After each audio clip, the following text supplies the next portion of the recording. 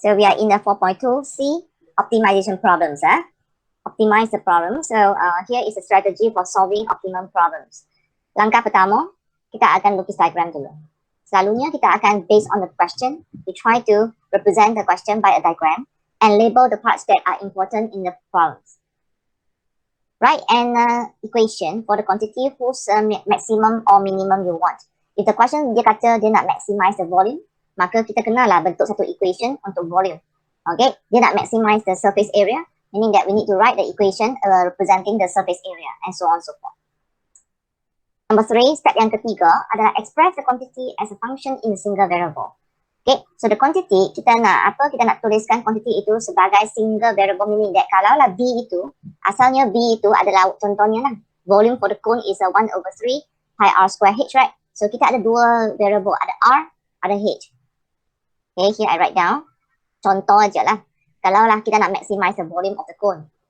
Alright, then volume of the cone, we know that the formula is a 1/3 pi r square h. Alright, then di dalam sini ada R, ada H, ada dua variable. Kita tak boleh ada dua variable, kita nak jadikan dia quantity B itu jadikan function in a single variable. Single variable maksudnya kita nak jadikan either all in terms of R ataupun all in terms of H. Tak boleh ada R dan H. So of course lah soalan dia akan bagi maklumat lain untuk membantu kita jadikan kita punya B dalam satu variable sahaja. Kita akan tengok soalan. Alright, this is the meaning. After that, differentiate to get f prime, meaning that get your dy dx. Then you let your dy dx equals to 0 because we want to get the maximum ataupun minimum point. Kita akan let your dy dx equals to 0. To find all the x coordinate of the stationary point. Okay, why we want to get that? Because we want to get the either maximum ataupun minimum. Stationary point always is under dia ada dua kategori, iaitu either maximum ataupun minimum. Point of inflection you tak belajar lah dalam level ini. Okay. Differentiate to get the f double prime to test the stationary point. So we are going to use the f double prime ataupun first derivative test pun boleh. First derivative test pun boleh ataupun second derivative test to test the stationary point. Okay. Tapi nak cepat tu normally lah kita pakai second derivative test. Alright. So kalau lah f prime prime itu adalah lebih besar daripada kosong, ini bermaksud kita punya quantity itu adalah minimum. Kalau kita punya f double prime itu less than 0, maka kita punya quantity yang kita cari itu adalah maximum. Okay, ini maksudnya. Ya. Look at the example 1. Find two numbers, positive number, whose sum is 30 and whose product is maximum. So see anak, dia kata ada dua positive number. Kita tak tahu apa tu number tu, kita wakilkan dengan X dan Y.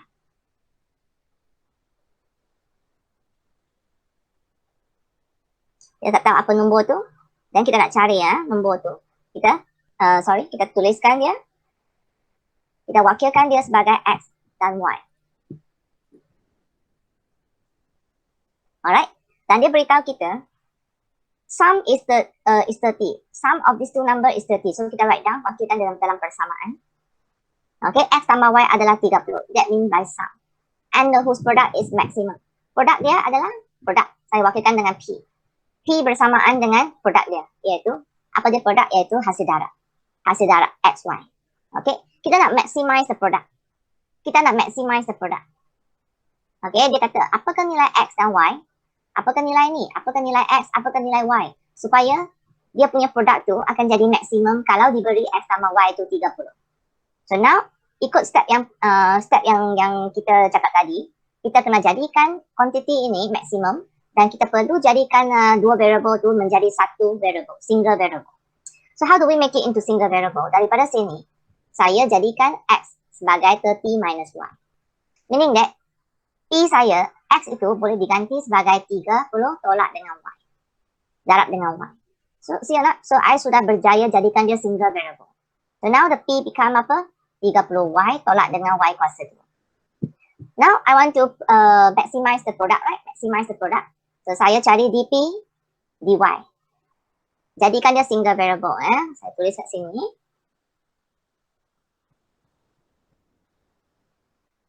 Single variable. Okay, I make it into single variable. Then I get the dP dy. Once you have a single variable, you jadikan dia dP dy. Ataupun some students, they would like to change in terms of X pun boleh. Dia gantikan Y dalam sebutan X, maka dia cari dP dx. Boleh juga ya. So I find the dP dy. dp dy, differentiate this function with respect to y, you will have 30 minus 2y. Okay, then kita akan nak dapatkan maksimum kan, nak maximize the p, kita jadikan dia, kita equate the dp dy equals to 0. Kita equate to 0, then kita selesai untuk y.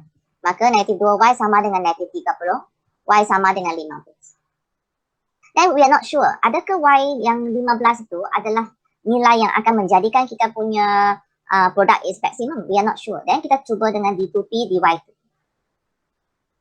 d2p dy2 meaning that we are differentiating this one more time, we get a negative 2. Alright, so this is less than 0. What does it mean? P is maximum when y is 15. Daripada sini, nak cari x kan? Okay, so x kita, bila y sama dengan 15, apakah x kita? So, ikut yang ni. Bila y sama dengan 15, x kita 30 tolak 15 iaitu? 15. 15. So we will say that P is maximum when y equals to 15 and x equals to 15. This is our conclusion. Okay, kita revise sikit lah. Dia kata cari dua positive number, di mana sum dia, hasil tambah dia adalah 30 dan produk dia adalah maximum.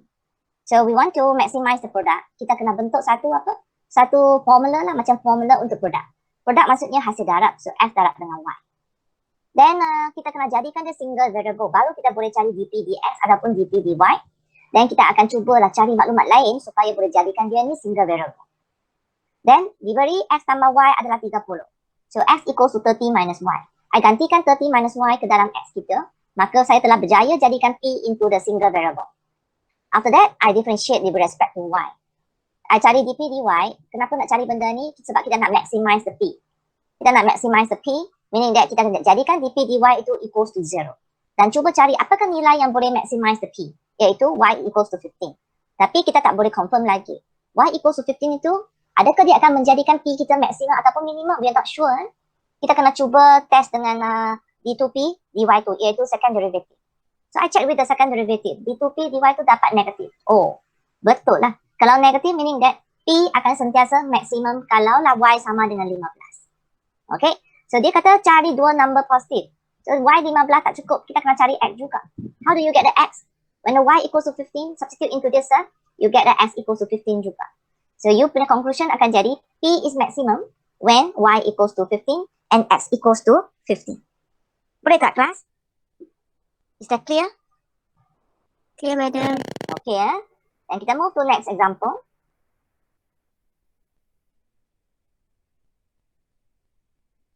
A cuboid has the following dimension. Dia ada length, cuboid tu apa dia? Cuboid tu adalah satu apa bentuk macam itu. Okay, cuboid ataupun bolehlah jadi macam itu. Okay, cuboid tu bolehlah macam itu. Cube itu mestilah semua sama panjang. Cuboid tak semestinya. Okay, dia kata dia punya length adalah 12 tolak 5x. Dan breadth itu adalah apa? XTN. Dan dia punya height itu adalah 2xTN. Calculate the maximum volume of the cuboid.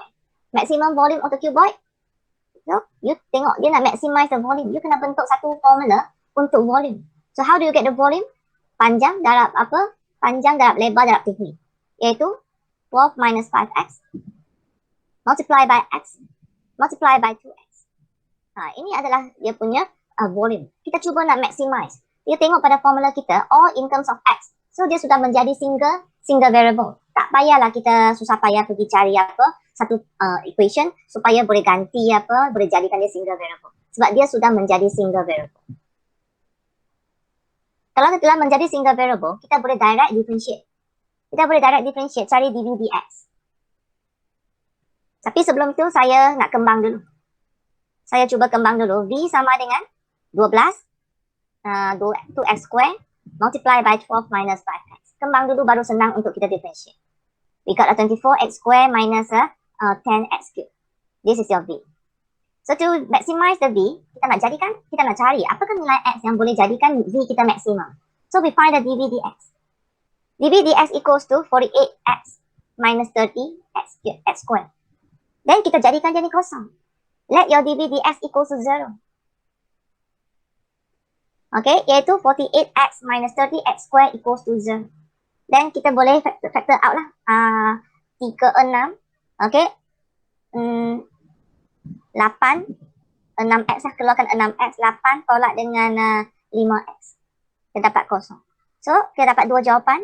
First is x equals to 0. Second one is 5x equals to 8.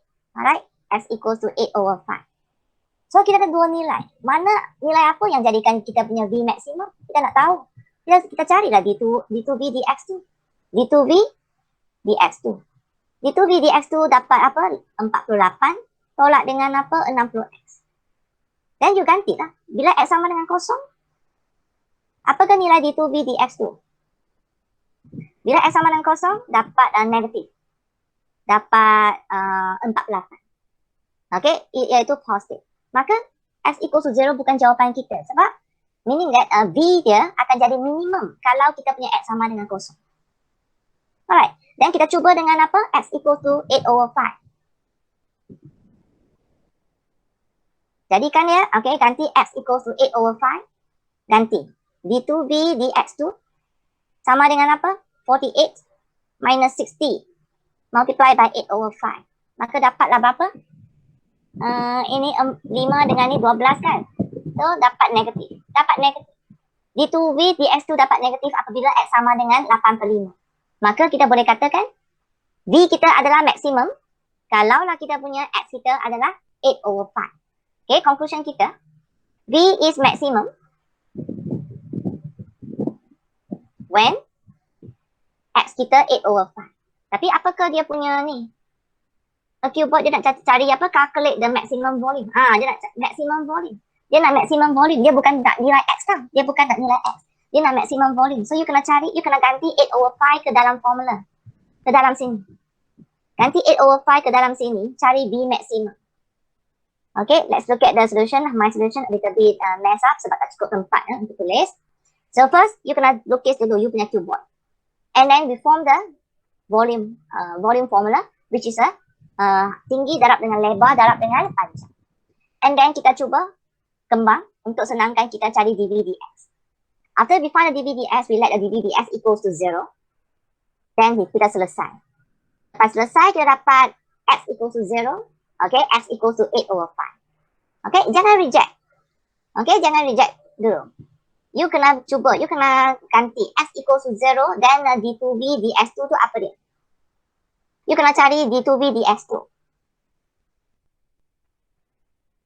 Right, so this is your d2v dx2 second derivative.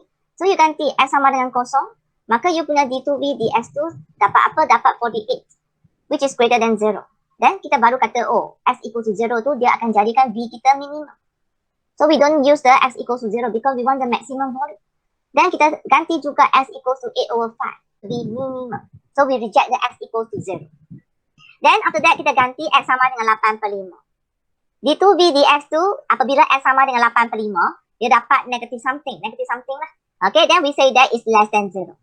Okay, then we say, okay, v is maximum when x equals to 8 over 5. But the question is not asking for the x value. Dia nak v yang maximum. So you carilah. V maximum equals to ganti x sebagai 8 over 5 ke dalam sini. Okay, so ini merupakan V yang maksimum. Volume yang maksimum equals to, substitute the 8 over 5 over here. That will be the V yang maksimum. Then you will have your answer is either in you kena tengok balik soalan in cm ataupun meter. Okay, meter cube ataupun cm cube. Okay, let's look at my solution on my slide. So yang ni jangan terus reject. You kena check x equals to 0 by using the second derivative test. Okay, so this is the checking for the 8/5. By using the second derivative test, dia dapat negative 48. Since d2v dx2 dapat negative, maka you kata v is maximum when x equals to 8 over 5. Okay, then you want to get the volume yang maximum, gantilah 8/5 ke dalam you punya v expression. Then you can present your answer in the decimal. Okay, dan dia punya dia punya unit adalah cm. Ditulislah dalam cm cube. Alright, this is the second example. Third example, kita ada cone. A cone has a circular base with the radius r and the height of the cone is h. Given that the slant height is a third of 48 cm, find the value of R and H if the volume of the cone is to be maximized. So here I have my volume, my cone. Okay, kalau hari ini kamu buat soalan, you kena ada label, kena ada sketch the cone first, and then label whatever you feel is important from the question. Dia kata ini sama dengan R, and the height of the cone is from the tip top to the base, that will be H. Okay, and the slant height, what does it mean by the slant height? Slant height is this length over here. It is equals to third of 48. Find the value of R and H if the volume of the cone is to be maximized. So you nak maximize quantity apa? You nak maximize quantity volume. You kena ada expression for the volume. Volume of the cone is a 1/3 pi R square H. Ini kamu kena hafal. Okay, since tingkatan 5, saya rasa kamu telah perlu hafal. Kamu diminta hafal. Silinder punya volume, sphere, okay, and then cone, okay, apa lagi? Pyramid, okay, banyaklah. So here is the cone punya for volume. Dan langkah yang seterusnya, kamu kena jadikan ini single variable. Asalnya volume kita dalam two variables iaitu R and H. We want to find the V yang maksimum, kita kena cari dV dR ataupun dV dH. So kita terpaksa jadikan dia single variable. Macam mana kita boleh carilah daripada diagram itu, cari lagi satu maklumat supaya kita boleh kaitkan H and R so that kita boleh buangkan one of the variable over here. So from here you can see that this is actually a right angle triangle. Okay, right angle triangle shows that the R square plus the H square equals to third of 48 square. Okay, by using Pythagoras theorem. Then after that, you nampak sini ada R square, betul tak? So the R square equals to 48 minus H square. Meaning that the R square over here boleh diganti dengan 48 over H square. You dapat 1/3 pi 48 minus H square multiplied by H. Then you can see that our volume expression all will be in terms of H. Then kita boleh mula cari dV dH. And then let the dV dH equals to 0. From there, we solve for the H. After you solve for the H, that you cannot be sure that the H is making your V maximum or minimum. You cannot check dengan second derivative. Okay, let's look at the solution on my slide. I have my cone diagram. And I have a relation, an equation to show the relation between the R and the H. I got my R square equals to 48 minus H square. And the volume of the cone is 1/3 pi R square H. R square tu boleh diganti sebagai 48 minus H square. Dan kita dapat ini. Simplify, kembang dapat ini. Kenapa nak kembang? Senang untuk kita cari dV dH. Alright. Then after that we proceed to the dV dH. We find the dV dH. And then we let the dV dH equal to 0 in order to find the stationary point. From here we solve. Kita selesai, kita dapat dua nilai H. Yang ni kita boleh terus reject. Kenapa? Sebab H is refer to the height of the cone. It's impossible to be equals to negative. So we say that kita boleh direct reject, tak payah check lagi. Okay, because over here, H is representing the height. Okay, dia tak akan jadi negatif lah. So H equals to 4. Kita akan check, adakah H equals to 4 tu, dia akan jadikan kita punya V maximum. Kita wondering, then kita cari D2V, DH2, iaitu second derivative. Then kita dapat negative 2 pi H. Gantikan H sama dengan 4 tu, masuk dalam sini. Kita dapat negative 8 pi. The negative 8 pi is always less than 0. And our conclusion is V is maximum when H equals to 4 cm. And the question is interested on the H and also the R value. So we need to find the R value also. Kita kata bila H sama dengan 4, R kita sama dengan positive negative 4 sec 2. Bila kita selesai, kita dapat positive negative. Again, R is the radius of the cone. So we are only interested on the positive value. Negative, it won't be our radius. So kita just buang the negative, but we need to give the reason. Since the R is a radius, we only choose the positive value. Okay, then the conclusion. The volume of the cone is maximum when the R equals to 4 sec 2 cm and H equals to 4 cm. Alright, and now kita akan pergi ke tutorial. Before kita proceed, I think tomorrow we will continue on the rate of change. Okay, rate of change. So now kita just tengok pada tutorial kita.